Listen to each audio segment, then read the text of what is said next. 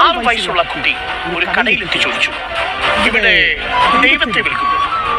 വിചിത്രമായി ചോദ്യം കേട്ട് ദേഷ്യം വന്ന കടക്കാരൻ കുട്ടിയെ കടയിൽ നിന്ന് ഇറങ്ങിവിട്ടു.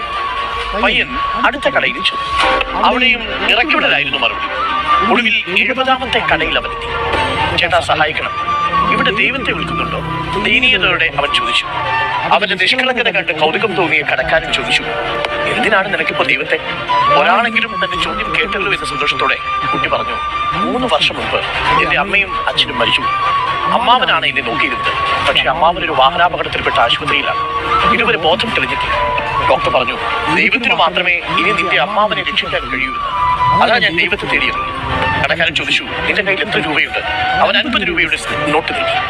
ദൈവത്തിന് കൃത്യം ആ വിലയെ വരൂ. ഇത് പറഞ്ഞിട്ട് ഒരു ചെറിയ കുപ്പിയിൽ കുറച്ച് തേൻ കുട്ടിക്ക് നൽകി. എന്നിട്ട് പറഞ്ഞു, ഇതാണ് ദൈവം, ഇത് നിന്റെ അമ്മാവന് കൊടുക്കണം. സന്തോഷം കൊണ്ട്